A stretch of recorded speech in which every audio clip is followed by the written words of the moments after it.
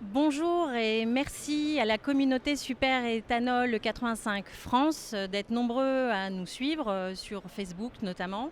Nous sommes en direct du Mondial de l'Auto 2018 et nous sommes là aujourd'hui pour répondre à vos nombreuses questions sur le boîtier E85.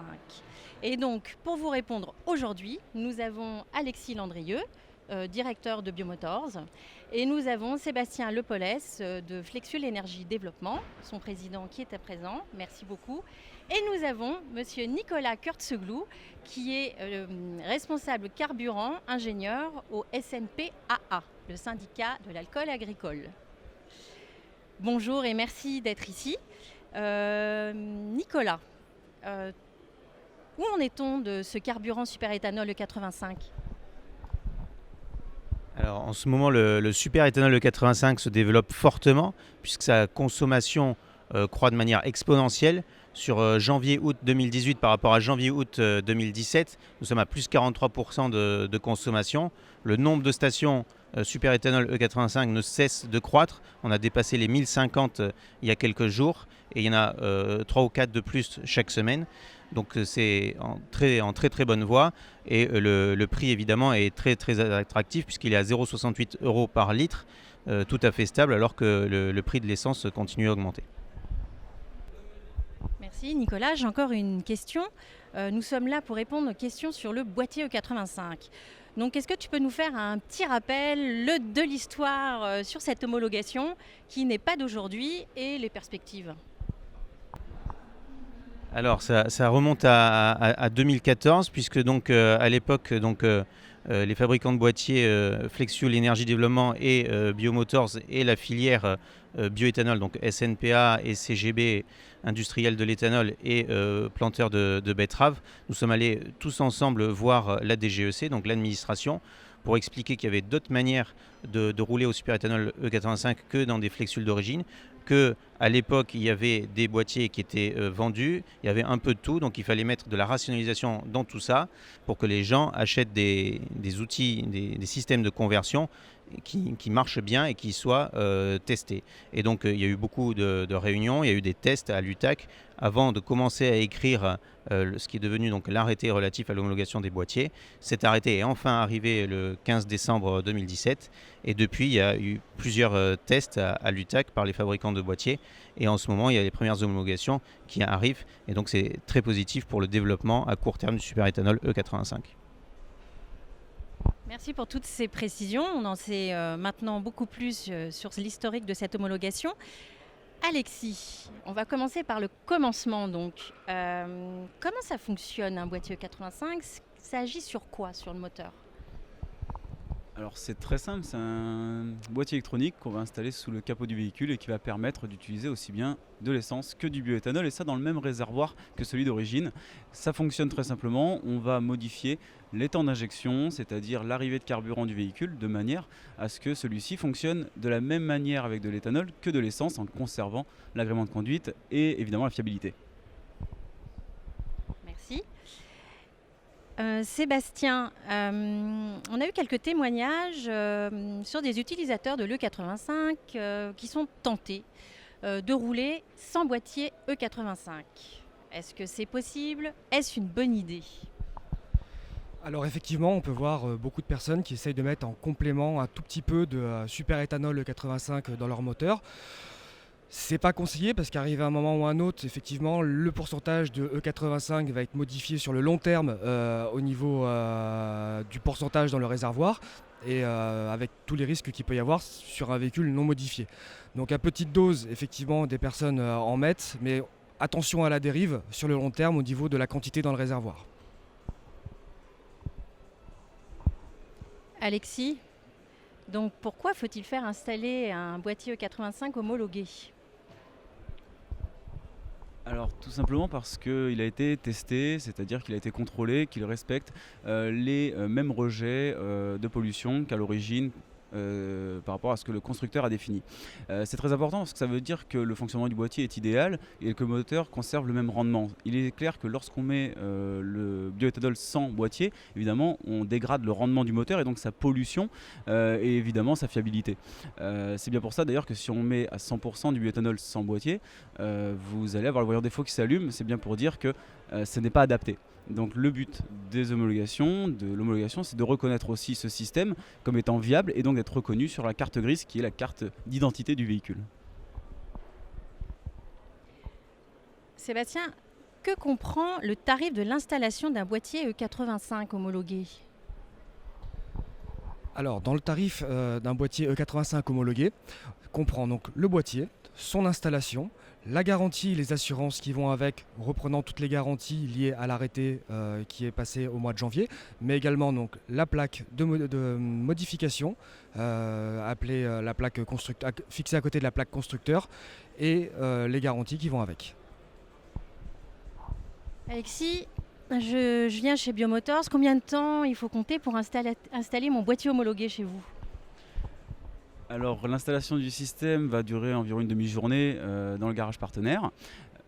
Puis ensuite, il faudra donc revenir pour faire installer toute la partie homologation du véhicule, c'est-à-dire la plaque de transformation. Donc ça va durer environ 5 à 10 minutes. Donc en totalité, il faut compter une demi-journée et 5 à 10 minutes pour mettre aux normes le véhicule avec la plaque de transformation, les étiquettes d'inviolabilité et tout ce qui est obligatoire évidemment dans les marquages des équipements.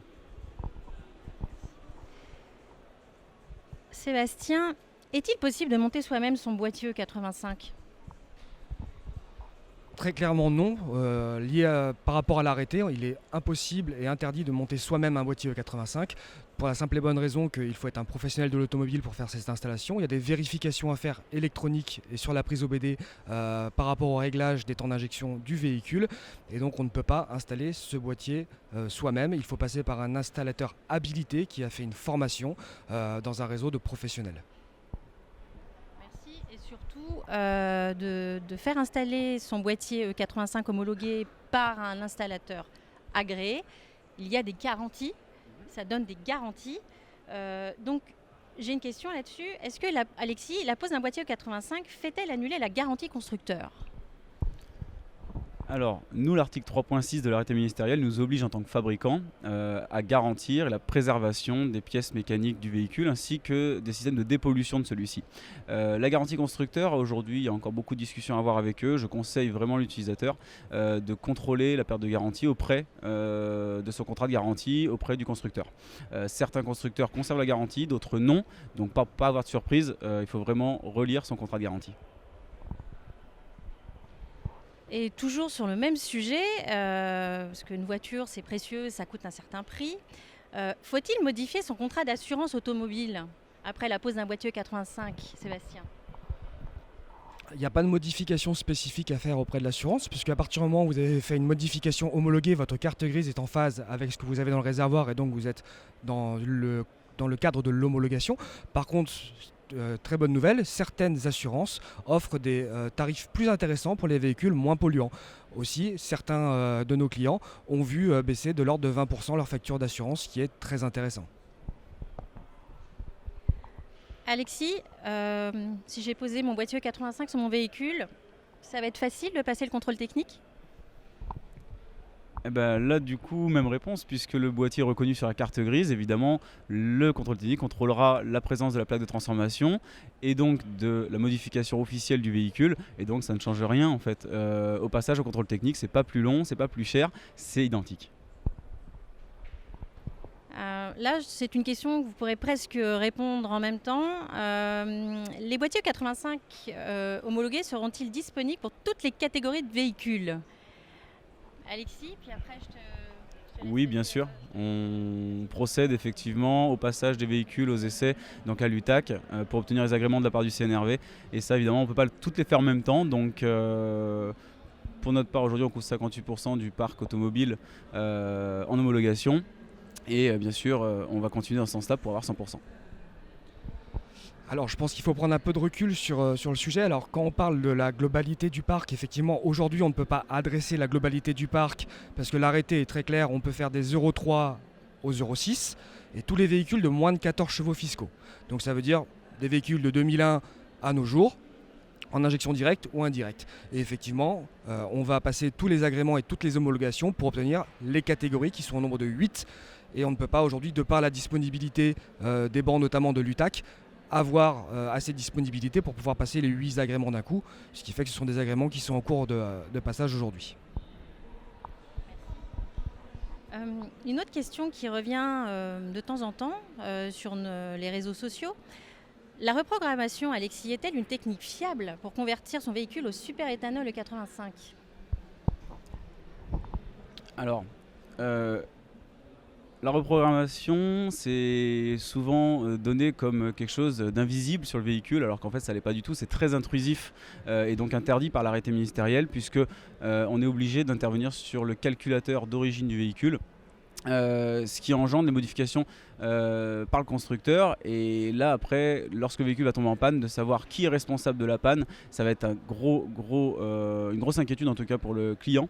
C'est loin d'être invisible non plus, puisqu'évidemment en cas d'assurance, la première chose que va vérifier un expert, c'est si les caractéristiques ont été modifiées dans le calculateur, alors qu'avec un boîtier au moins il y a vraiment la part des choses qui est faite au niveau des responsabilités.